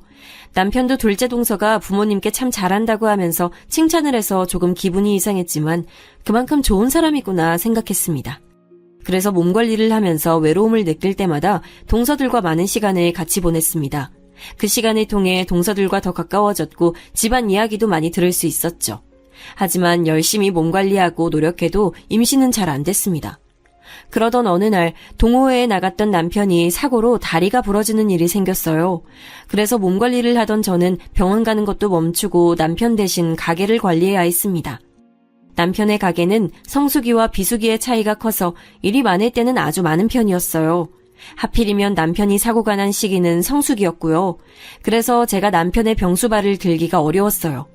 어떻게 하나 고민하던 그때 둘째 동서가 자신이 먼저 도와주겠다고 나서는 겁니다. 저는 걱정이 됐죠. 병수발이라는 게 원래 힘들잖아요. 그래서 몇 번이고 둘째 동서에게 괜찮냐고 물어봤습니다. 동서, 괜찮겠어? 병수발이라는 거 힘든 일인데. 그리고 집에서 기다리고 계실 서방님에게도 미안한 일이잖아. 형님, 괜찮아요. 이럴 때 서로 돕고 사는 거죠. 남편한텐 제가 잘 말해둘게요. 자기 형 일인데 그이가 이해해주지 못할 리 없잖아요. 싹싹하게 대답하는 둘째 동서가 전 참 고맙더라고요. 둘째 동서는 제가 가게에 나가 있으면 하루 한 번 정도 와서 집안 청소도 해주고 반찬도 만들어 놓고 남편을 챙겨줬습니다. 가게가 바쁜 시기라 육체적으로 굉장히 고단한 시기였는데 그래도 동서가 집안일을 도와준 덕분에 잘 버틸 수 있었던 것 같아요. 그때는 앞으로 일어날 일도 모른 채 둘째 동서한테 정말 고마워하고 그랬습니다. 그 시기에 동서는 때때로 제가 퇴근할 때까지 집에서 기다리곤 했습니다. 그럼 전 퇴근하면서 야식 하나 포장해 와서 풀어놓고 남편과 동서랑 같이 맥주 한 잔씩 하면서 이야기를 하곤 했어요. 그러면 하루의 피로가 싹 풀리면서 행복이 밀려오는 걸 느낄 수 있었어요. 저는 평생 이런 행복이 쭉 이어질 줄 알았습니다. 그러던 어느 날 생각지도 못한 불행한 일이 생겼습니다. 셋째 서방님께서 갑작스럽게 돌아가신 겁니다. 병명은 급성 심근경색이었어요. 평소 살집은 조금 있었지만 뼈도 굵고 근육도 잘 잡혀 보였던 건강한 서방님이라 어떻게 하루아침에 이런 일이 생길 수 있는지 믿기지 않았습니다. 셋째 동서가 해준 말로는 서방님께서 몇 날 며칠 야근을 하다가 돌아온 날 너무 피곤하다고 말하고 자리에 누웠을 뿐인데 다음날 아무리 깨워도 일어나지 않아 서방님이 세상을 떠난 걸 알게 됐다고 하더라고요. 사인을 판단해준 의사의 말로는 과로해서 심장에 무리가 간 거라고 하던데 어찌나 무섭던지요. 셋째 동서는 얼마나 큰 충격을 받았던 건지 장례식을 치르는 내내 펑펑 오열하다가 혼절하기까지 했습니다. 셋째 동서의 아이들은 제 엄마가 그러는 모습을 보며 따라 울다가 잠들기도 했죠. 그렇게 우리 가족은 둘째 서방님을 상주로 세워 어찌어찌 무사히 장례식을 끝마쳤습니다. 그런데 장례식을 마치고 나니 보이지 않았던 현실적인 문제가 보이기 시작하더라고요. 셋째 동서에는 아이가 셋이었는데 첫째가 아직 초등학교에 다니고 있고 막내는 이제 막 걸음마를 뗀 나이였습니다. 앞으로 아이 셋을 키우기 위해선 여러 가지 도움이 많이 필요할 텐데 셋째 동서의 친정 부모님은 이미 해외에 사는 셋째 동서의 언니네가 모시고 가버린 지 오래라 도움받을 수 있는 것이 전혀 없는 상태였습니다. 게다가 연락도 끊긴 지 오래라더군요. 생각해보니 서방님의 장례식장에서도 셋째 동서네 친가 사람들이 오는 것을 본 적이 없었습니다. 셋째 동서의 말을 들어보니 의탁할 만한 다른 친척들도 없는 가정 환경에서 아이들 학교랑 장례를 어떻게 챙겨야 할지 그리고 이제 어떻게 살아야 하는지 고민이 많아 보였습니다. 듣고 있던 제가 다 막막해질 정도였죠. 그래서 장례식을 끝마친 이후에 저는 억지로 시간을 내서라도 둘째 동서랑 같이 자주 셋째 동서를 찾아갔습니다. 그때마다 셋째 동서가 힘없이 저와 둘째 동서를 맞이해주는 걸 볼 때마다 마음이 짠해지더라고요. 어느 날 기운을 내라고 말을 하니 셋째 동서가 장례식 이후부터 꾹 닫고 있던 입을 열고 속풀이를 하더군요. 네, 힘내야죠. 그래야 하는데 형님, 저 너무 힘들어서 주택대출 이자도 내야 하고 아이들한테 들어가는 돈도 만만치 않은데 너무 막막해요. 지금 저축해둔 거랑 적금해둔 거 전부 깨서 다 쓰고 있는데 언제까지 버틸 수 있을지도 모르겠고 게다가 경력이 단절돼서 취직도 잘 안 돼요. 저 이제 어떡하죠, 형님? 저는 동서의 말을 듣고 남일 같지 않아서 너무 가슴이 아팠습니다. 꼭 제 어린 시절을 보는 기분이 들었거든요. 물론 저는 동서와 같은 일을 겪지는 않았지만 셋째 동서의 아이들이 앞으로 겪을 일들이 힘들었던 제 어린 시절과 닮았다고 생각했습니다. 제가 어린 시절에 아버지께서는 사업을 하고 계셨는데요. 갑자기 아버지께서 하시던 사업이 망하는 바람에 집에 억 단위의 빚이 생겼습니다. 아버지는 빚을 갚기 위해 막노동도 마다하지 않고 일을 하셨고 어머니도 생계를 위해 남의 집 가정부살이 일도 하셨습니다. 그렇게 빚을 갚아나가는데도 집안 형편이 나아지지 않아 반지하로 이사가고 온 가족이 계속 빚과 가난에 허덕이면서 살았었죠. 지금 셋째 동서가 겪고 있는 일이 꼭 제 어릴 때 같았고 셋째 동서가 헤쳐나갈 길이 얼마나 힘들지 눈에 훤했습니다. 그래서 셋째 동서의 막막한 마음이 너무나 잘 와닿았습니다. 저는 셋째 동서의 생활고를 모르는 사람처럼 그냥 지나치듯 바라볼 수 없었어요. 아이들도 아직 한창 자랄 시기고 게다가 제가 외로울 때 옆에 있어줬던 셋째 동서를 외면한다면 사람이 할 짓이 아니라고 생각이 들었습니다. 그래서 저는 조금이나마 보탬이 됐으면 하는 마음으로 이전부터 남편 모르게 모아뒀던 제 비상금 1,000만 원을 셋째 동서에게 툭 하고 보내줬습니다. 돈을 보내고 나니 얼마 지나지 않아 셋째 동서로부터 전화가 오더라고요. 형님, 갑자기 형님 이름으로 돈이 들어와서 놀라서 전화드렸어요. 이게 웬 돈이에요? 이거 설마 저 주시는 거예요? 그동안 내가 형님이면서 챙겨준 게 별로 없는 것 같아서 부담 갖지 말고 받아줘, 동서. 그거 내 비상금이라 남편도 모르니까 혹시라도 내 남편 눈치 볼 필요 없어. 그러니까 그걸로 급한 불부터 끄고 아이들 잘 챙기고 동서 마음도 조금이나마 놓였으면 좋겠네. 앞으로 정신 단단히 붙잡고 살아가야 돼. 전화기 너머로 셋째 동서는 울먹이면서 제게 연신 고마워했습니다. 대출이자 막을 돈도 없어서 돈이 급한 상황이었는데 이렇게 절박한 순간에 제가 돈을 내어주니 하늘에서 내려온 동아줄 같다고 정말 감사하다는 겁니다. 저는 감사의 말을 드리려고 한 일은 아니었지만 사람 마음이란 게 칭찬을 들으니 내심 참 뿌듯하더라고요. 그래서 저는 셋째 동서에게 아이들을 맡길 곳이 필요하다거나 앞으로 필요한 것이 있으면 최대한 도와줄 테니 언제든 말하라고 했습니다. 그러자 셋째 동서는 또 감사하다 말하며 울더군요. 그렇게 동서는 어떻게든 정신을 다잡고 생활전선에 뛰어들었습니다. 그렇게 노력한 끝에 셋째 동서는 작은 회사의 사무직 보조로 취업에 성공했습니다. 저는 동서의 좋은 소식에 함께 기뻐했죠.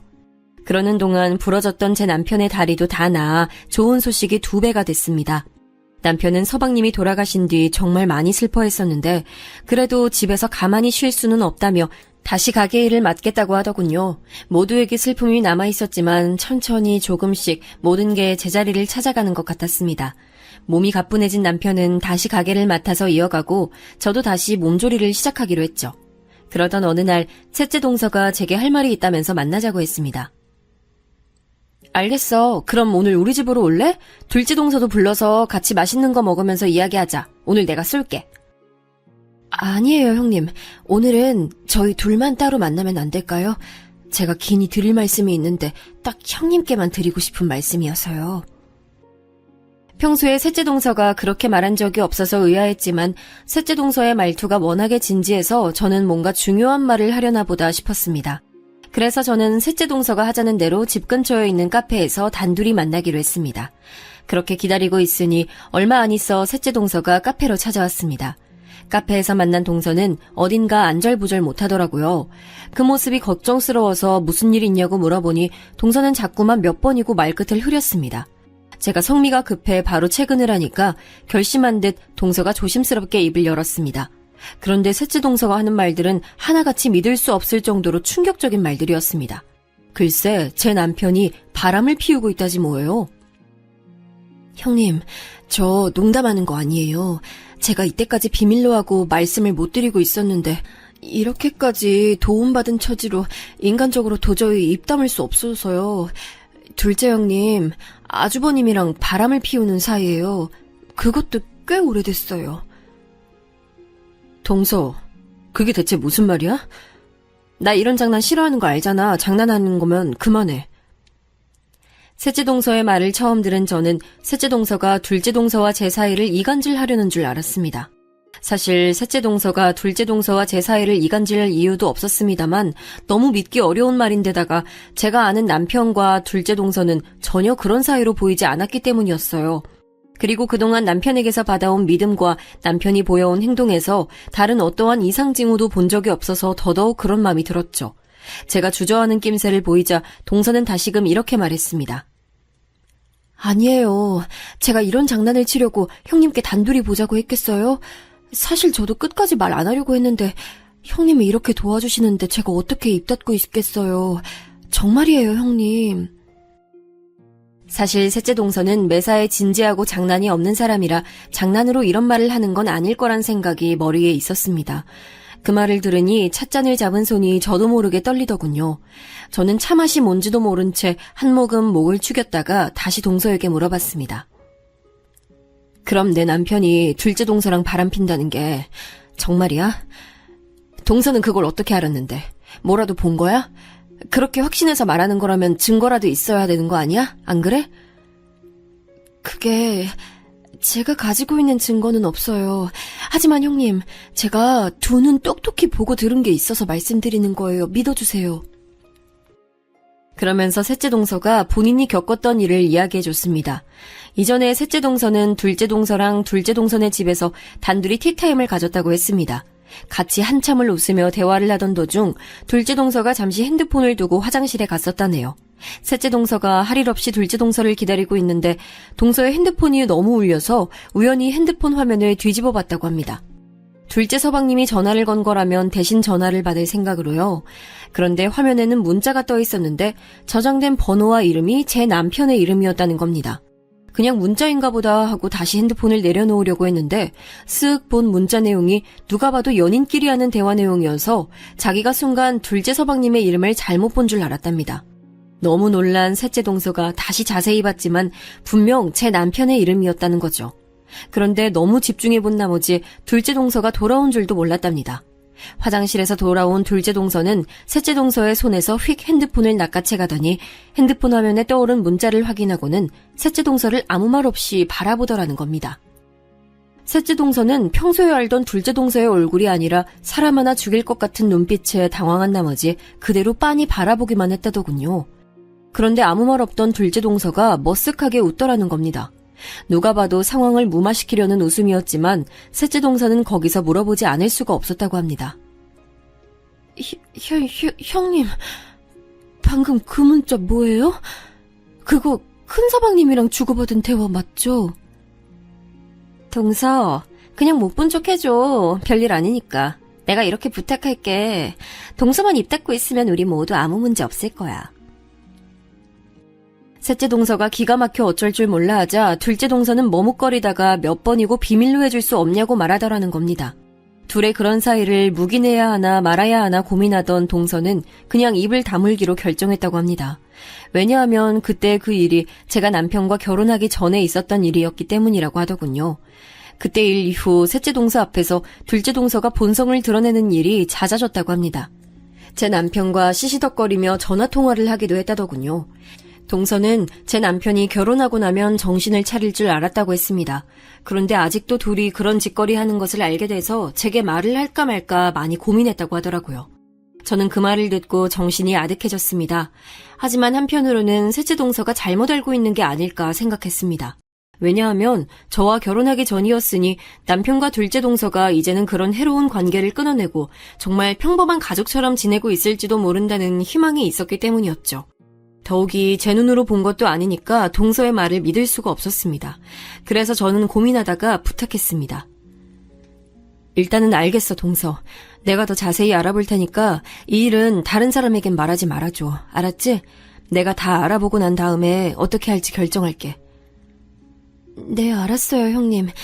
저는 형님께서 제게 너무 잘해주셔서 숨기면 인간의 도리가 아니라고 생각해서 말씀드린 거예요. 이런 심란한 이야기 들려드려 죄송해요. 저는 동서의 사과를 듣는 둥 마는 둥 하며 자리를 파했습니다. 그리고 곧장 집으로 돌아갔어요. 셋째 동서와 카페에서 헤어진 뒤 어떻게 집으로 돌아왔는지도 잘 기억이 나지 않아요. 그렇게 골목길을 터덜터덜 걷고 있는데 공교롭게도 둘째 동서가 남편이랑 같이 집으로 돌아오고 있는 걸 딱 보고 말았습니다. 저는 방금 나눈 대화가 기억이 나 당황하면서 둘에게 물어봤어요. 여보, 이 시간에 어쩐 일이야? 아직 일하는 시간 아니야? 아, 오늘 손님 없어서 일찍 닫고 들어오던 중이었는데 재수씨랑 요 앞에서 딱 만나서 같이 오던 중이었어. 이전이라면 고지고대로 믿었을 텐데 그날따라 그 말이 이상하게 들리더라고요. 한가한 철이 되긴 했지만 남편이 가게에 손님이 없다고 가게를 일찍 닫고 들어오는 일은 손에 꼽았습니다. 게다가 둘째 동서도 별 이유 없이 찾아오더라도 제게 꼭 연락을 먼저 하고 찾아왔었거든요. 그런데 저는 동서에게 받은 연락도 없었고 남편에게도 일찍 들어간다는 연락을 받은 적도 없었습니다. 저는 마음속에 떠오른 의심을 숨기려 애써 표정 관리를 하면서 남편과 동서와 같이 집으로 들어갔습니다. 여느 날처럼 3명이 모였으니 치킨에 맥주 한잔 하자는 남편의 제안에 원치 않았지만 술도 한 잔씩 했죠. 원래 저는 맥주 한 병 정도면 취하는데 그날은 마음이 곤두서 있어서 그런지 잘 취하지도 않았습니다. 그리고 그날따라 동서가 남편 보고 웃으면서 어깨를 가볍게 때리는 모습이나 자연스럽게 남편 옆에 자리 잡고 앉아있는 것, 그리고 닭고기 살을 발라내어주는 것까지 이전엔 잘 보이지 않았던 게 보이기 시작하는 거예요. 둘이서 한참을 그렇게 떠드는 걸 억지로 웃으면서 보고 있자니 속이 메스꺼리더군요. 그러다 맥주 3병쯤 나눠 마셨을 때 동서가 제게 말했습니다. 아, 형님, 오늘따라 술 기운이 왜 이렇게 빨리 올라오죠? 저 오늘도 여기서 자고 가도 되죠? 안 될 게 뭐 있어. 조금 있다가 이불 펴줄 테니까 거기서 자고 가. 평소에도 동서는 남편이랑 저랑 같이 술 한잔하면 여기서 자고 아침 식사까지 하고 가는 일이 빈번했습니다. 사실 둘째 서방님은 3교대 근무라 밤에 집에 없을 때가 많았어요. 그래서 둘째 동서가 무섭다고 할 때가 많아 제가 먼저 남편에게 여기서 재워서 보내자고 한 적도 있었긴 했죠. 그날은 동서에게 그냥 집에 가서 자라고 하고 싶었지만 셋째 동서에게 들은 이야기를 확인해보고 싶었습니다. 식사 후 뒷정리를 하는 동안 남편은 동서에게 이불을 펴주겠다고 했고 저는 피곤하다는 남편에게 먼저 자도 된다고 했습니다. 그렇게 남편도 침대에서 잠들고 동서도 잠이 들었지만 저는 잠을 이루지 못했죠. 확인할 게 있었기 때문입니다. 저는 몰래 자고 있던 둘째 동서의 핸드폰을 확인했는데 비번이 안 걸려 있어서 쉽게 확인할 수 있었습니다. 의심스러운 것은 하나도 없었고요.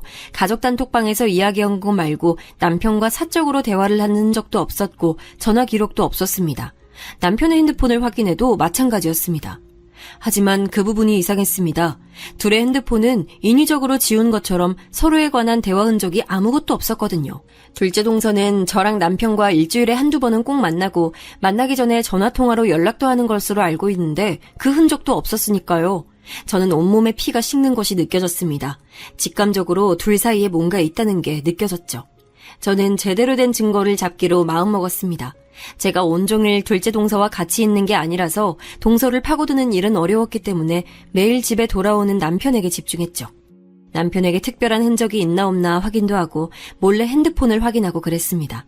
그러는 동안에도 저는 셋째 동서가 잘못 알고 있는 거면 좋겠다고 생각했죠. 사랑하는 사람을 계속 의심하는 것은 무척 괴로웠어요. 게다가 남편은 연인 시절에도 일체 의심스러운 행동을 한 적이 없었고 결혼 후에도 마찬가지였거든요. 그렇게 믿음직스러운 남편이 정말로 바람 피웠을 리 없다고 확인하고 싶었던 것 같습니다. 그래서 남편에게서 의심스러운 정황을 전혀 찾을 수 없을 때 저는 오히려 안도했습니다. 그래, 남편이 어떻게 자기 남동생 아내랑 바람을 피우겠어. 짐승이 아니고서야. 그러나 제 이런 믿음을 송두리째 무너뜨리는 일이 결국 발생했습니다. 어느 날 남편이 친구들과 술자리를 가지고 밤늦게 돌아왔어요. 술독에 빠졌다가 나온 듯이 엄청나게 취해서는 씻지도 않고 침대에 누워 자길래 옷이라도 갈아입히려고 벗기고 있었습니다. 그런데 바지가 양쪽으로 묵직해서 이게 뭔가 하고 꺼내봤더니 똑같이 생긴 핸드폰 2개가 나오는 거예요. 순간 이게 뭔가 싶어서 핸드폰을 양손에 들고 번갈아 보고 있었는데 갑자기 핸드폰 하나에 전화가 왔습니다. 핸드폰 화면에는 내 사랑이라고 떠 있었죠. 그때 저는 핸드폰 벨소리에 남편이 깰까봐 두 손에 핸드폰을 꽉 쥐고 거실 화장실로 뛰어나갔습니다. 핸드폰으로 오던 전화는 금방 끊어졌고 잠시 뒤 화면에 메시지가 떴습니다. 자기야, 잘 들어갔지? 오늘 너무 즐거웠어. 푹 자고 일어나면 연락해? 메시지를 본 순간 저는 이게 남편이 숨겨뒀던 핸드폰인 것을 본능적으로 알아차렸습니다. 남편에게는 제가 모르는 핸드폰이 한 개 더 있었던 거죠. 그동안 다른 흔적을 찾을 수 없었던 게 이유가 있었던 겁니다. 저는 떨리는 손으로 핸드폰을 살펴봤죠. 핸드폰에는 4자리 비밀번호가 걸려 있었어요. 거기서 저는 혹시 하는 마음으로 떠오른 번호를 눌러봤습니다. 놀랍게도 핸드폰의 잠금이 풀렸고 저는 그만 화장실 바닥에 주저앉아 울음을 터뜨렸습니다. 제가 누른 숫자가 뭐였는지 아세요? 바로 둘째 동서의 생일이었습니다. 남편과 저는 항상 핸드폰 비밀번호를 상대방의 생일로 해뒀어요. 그게 사랑하는 사람에 대한 애정 표시이며 예의라고 남편이 말했었는데 어떻게 이럴 수가 있을까요? 저는 화장실에서 한참을 숨죽이고 울다가 정신을 차렸습니다. 이때가 아니면 남편의 바람 증거를 더는 잡을 수 없을 것이라고 느꼈어요. 핸드폰을 확인해보니 둘이 나눈 대화 기록이 가득했습니다. 거기엔 둘째 동서의 이름을 부르며 사랑한다고 하는 남편의 말이 있었습니다. 저는 핸드폰을 부수고 싶은 마음을 꾹 참아가며 그걸 전부 제 핸드폰으로 사진을 찍어뒀습니다. 사진첩에는 둘이 놀러간 흔적이 가득했고 서로 뽀뽀하면서 찍은 사진까지 있었습니다. 제 핸드폰으로 사진들을 옮기며 살펴보는데 문득 사진 속에 익숙한 장소가 보였습니다. 그건 바로 우리 집 안방 침대였죠. 그걸 알아차린 순간 저는 숨을 쉴 수가 없었습니다. 사진이 찍힌 날짜를 확인해보니 딱 남편이 다리를 다쳐서 집에서 쉴 때더라고요. 둘째 동서가 자기가 남편을 챙겨주겠다고 했던 그때 말입니다. 저는 해일처럼 밀려오는 배신감에 미칠 지경이었죠. 저는 떨리는 손으로 마지막까지 둘이 찍은 사진들을 제 핸드폰으로 전송해두고 화장실에서 나와 안방으로 갔습니다. 그리고 잠들어 있는 남편 뺨을 사정없이 때렸죠. 뺨을 연속으로 4대 정도 때리자 남편이 놀라서 잠에서 깨서 소리를 질렀습니다. 아이, 대체 뭐 하는 거야? 왜 자는 사람 뺨을 때려? 저는 남편의 말에 아무 대답도 하지 않고 남편에게 핸드폰 2개를 던졌습니다. 남편은 아직 잠에 취해 어리둥절해서 저와 핸드폰을 번갈아 봤습니다. 그리고 상황 파악한 듯 얼굴이 새하얗게 질리더군요. 그동안 둘째 동서랑 재밌었니? 아무것도 모르는 나 바보 만들면서 둘이 재밌었어? 저는 남편이 무슨 말이라도 해주길 바랬습니다. 하다못해 미안하다는 말 한마디라도 말이에요. 하지만 남편은 아무 말도 하지 않더군요. 저는 그런 남편의 얼굴을 빤히 바라보다가 방에서 나와 지갑과 핸드폰만 챙겨서 집에서 나왔습니다. 제가 나갈 때까지 남편은 나와보지도 않았습니다. 저는 그 길로 택시를 타고 친정으로 향했습니다. 친정으로 가는 동안 남편에게 계속 전화가 왔지만 받지 않았죠. 택시를 타고 가는데 내내 눈물이 흐르더군요. 제가 너무 우니 택시기사님께서 무슨 일 있냐고 울지 말라고 달래주실 정도였습니다. 그렇게 한참을 달려 친정에 도착해 집에 들어가니 부모님께서 깜짝 놀라서 달려나오셨어요. 제가 연락도 없이 온 적이 거의 없었으니까요. 부모님 얼굴을 뵌 순간 저는 품에 안겨 오열했습니다. 무슨 일이냐고 묻는 부모님 말씀에 우느라 대답조차 할 수 없었어요. 그렇게 저는 울다가 지쳐 잠들었고 다음날 일어나 보니 늦은 오후였습니다. 일어나서 핸드폰을 확인해 보니 남편에게 메시지가 와 있었습니다. 미안해, 딱 3글자였죠. 남편의 메시지를 보고 저는 정신 나간 여자처럼 한참 웃었어요. 어이가 없다는 심정이 딱 이거구나 느꼈습니다. 저는 남아있던 일말의 정까지 전부 사라지는 것을 느끼고 남편에게 이혼하자는 답장을 보냈죠. 그리고 부모님께 자초지종을 전부 말씀드렸습니다. 부모님은 제 얘기를 다 듣고 엄청나게 화를 내셨습니다.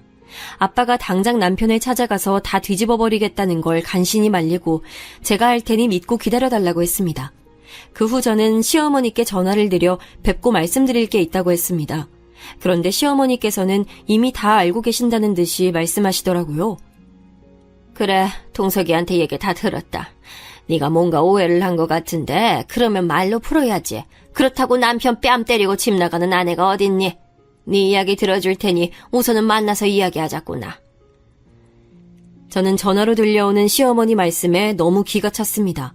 아니, 오해라니요. 남편이 어떻게 말했을지 뻔히 보이는 듯 했습니다. 그때 시어머니께서 본인 하실 말씀만 하고 전화를 끊으시는 바람에 말대꾸 한번 못했네요. 덕분에 저는 더 이를 갈고 단단히 준비를 마치고 시댁으로 향했습니다. 시댁에 가니 남편과 둘째 동서 다 같이 있었어요. 제가 집안에 들어서니 남편은 무표정하게 절 바라보고 둘째 동서는 어색하게 고개를 돌리더군요. 제가 시부모님 앞에 앉아 인사도 하기 전에 시어머니께서 먼저 말을 꺼내셨습니다. 너 동석이가 사업 때문에 핸드폰 2개 만들어 놓은 걸 가지고 바람 피운다고 오해한 거라면서? 아내가 남편에 대한 믿음이 있어야지. 그렇게 작은 거 하나 가지고 화내고 남편 때리고 집 나가는 거 아니야. 지금이라도 동석이한테 사과하고 둘이 오해 풀고 다시 잘 지내라. 어머니, 이 사람이 제가 오해한 거라고 그래요?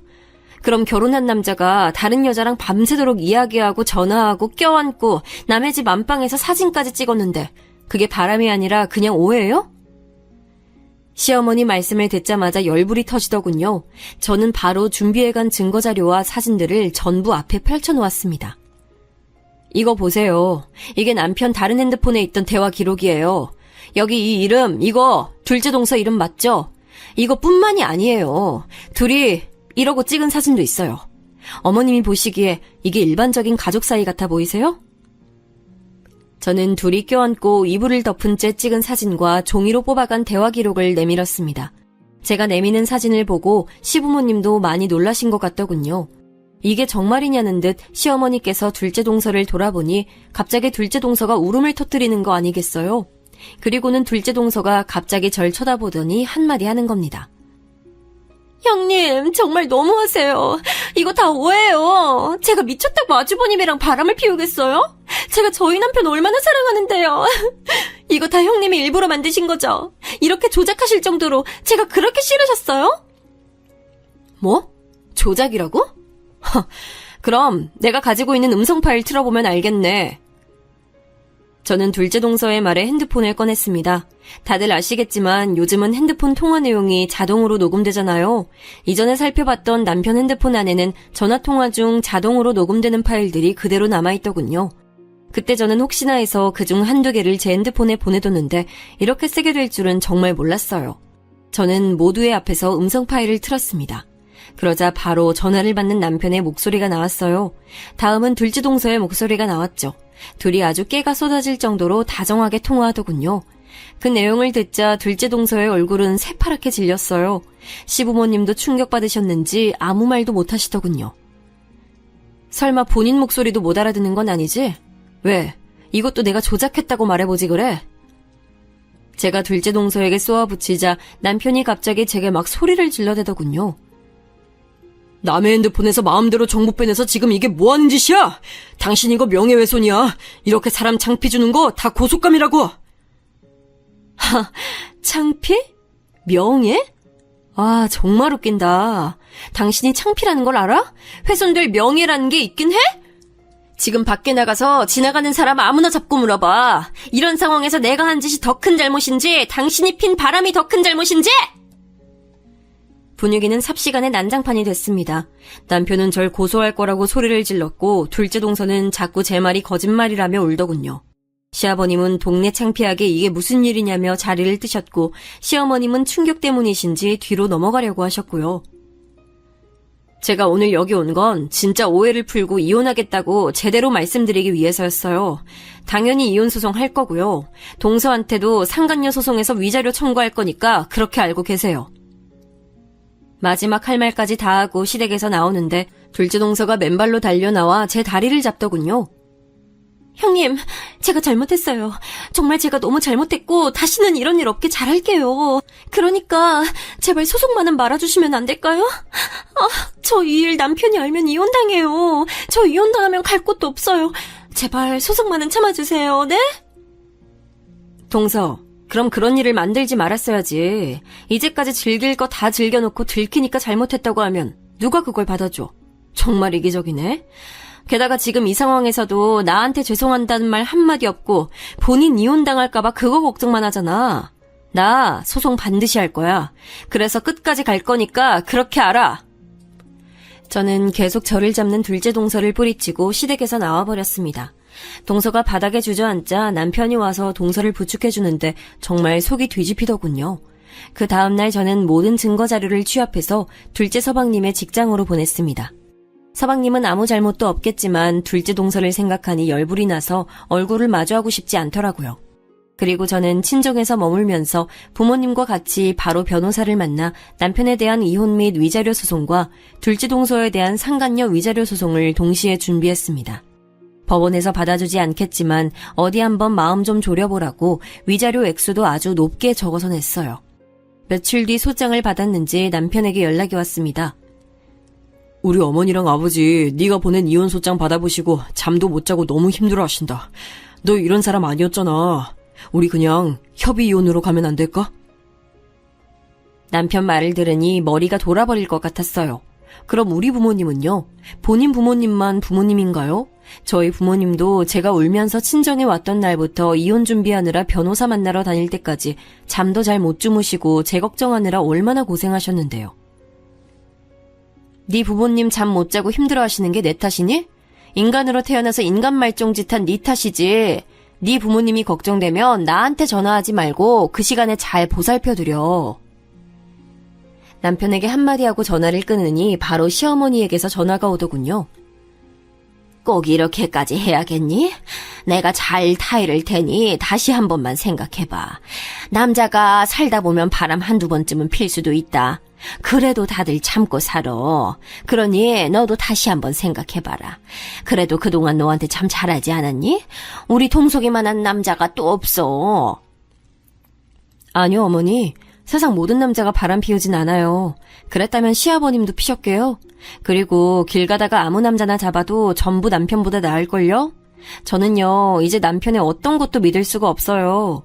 제 결정엔 변함 없을 테니까 다신 이런 전화 하지 마세요. 저는 아직도 시어머님 말씀이 머릿속에 남아있어요. 어떻게 그렇게 말씀하시는지 모르겠더라고요. 제가 시어머니 딸이었어도 그렇게 말씀하셨을까요? 둘째 동서도 마찬가지였어요. 서방님께서 제가 보낸 증거 자료를 보고 이혼하겠다고 했다며 절 찾아와서는 뭐라고 했는지 아세요? 형님, 저 남편이 이혼하재요. 이게 다 형님 때문이에요. 형님이 윗사람의 마음으로 너그럽게 넘어가 주셨다면 제가 이혼당하지 않았을 거고 다 평온했을 거 아니에요. 지금이라도 저희 남편한테 가서 이거 다 거짓말이라고 한마디만 해주시면 안 돼요? 이게 말이 되나요? 저는 둘째 동서의 말에 절대 안 된다고 하고 당장 나가라고 했지만 둘째 동서는 제가 둘째 서방님에게 말해줄 때까지 안 나갈 거라면서 버티더군요. 그래서 112에 전화해서 끌어냈습니다. 안 나간다고 얼마나 고래고래 소리를 지르던지 그날 귀가 떨어지는 줄 알았어요. 이후론 연락도 안 오고 찾아오지도 않아서 그렇게 일단락 됐다고 생각했죠. 그런데 생각지 못했던 다른 복병이 있었던 거예요. 바로 둘째 동서 부모님이었어요.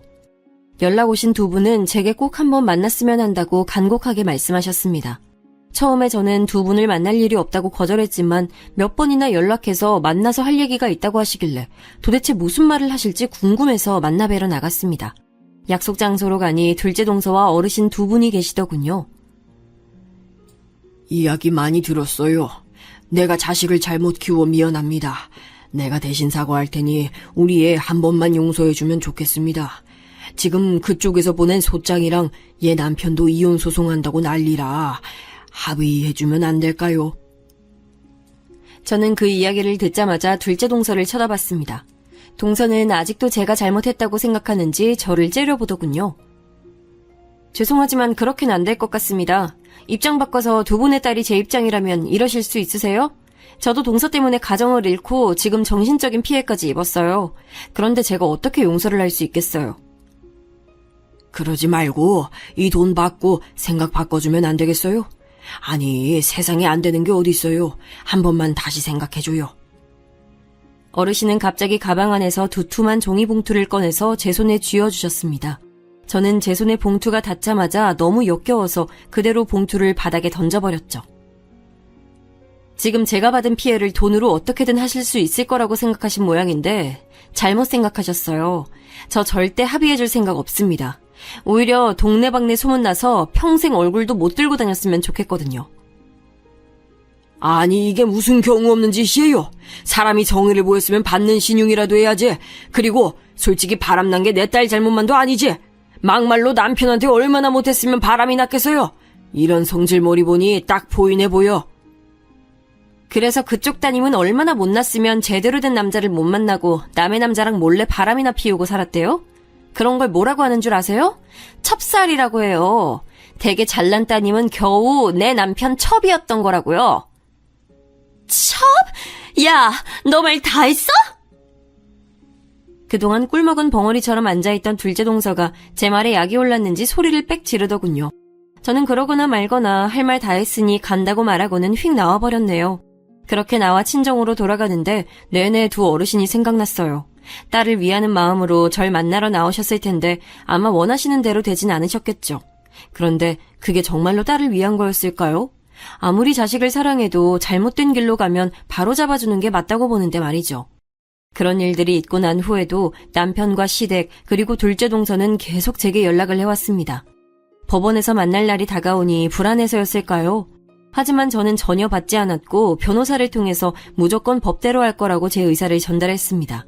그리고 모든 것이 법대로 처리가 완료된 날 오랜만에 답답한 마음이 뻥 뚫리는 기분을 느낄 수 있었어요. 이제 모든 게 끝났다는 생각에 마음이 편안하면서도 한편으론 쓸쓸했습니다. 왜 하필 제게 이런 일이 일어났을까 자책도 하고 울기도 많이 울었죠. 하지만 한편으로는 더 늦기 전에 알아서 다행이라는 생각이 들었어요. 셋째 동서가 말해주지 않았다면 저는 아직도 모른 채로 남편과 같이 살고 있었겠죠. 하지만 이 일 때문에 저는 사람을 못 믿게 됐어요. 그렇게 믿음직스러운 남편도 결국 바람을 피우고 있었고 정말 좋은 사람이라 생각했던 둘째 동서는 남편과 같이 저를 속이고 있었고요. 셋째 동서는 둘의 비밀을 말해줘서 고맙긴 했지만 사실 제게 계속 숨기고 있었던 거잖아요. 그렇게 생각하면 머리가 아프고 믿음이라는 게 허무하게 느껴집니다. 그래도 상황이 마무리된 이후에는 별다른 일 없이 잘 지내고 있답니다. 이혼 소송 때 몇 번이나 주저앉고 싶을 정도로 힘들었지만 꾹 참고 버티니 봄날이 오더군요. 제 얘기 들어주신 모든 분의 가정에도 평화가 오길 기원하며 항상 행복하시길 바랍니다.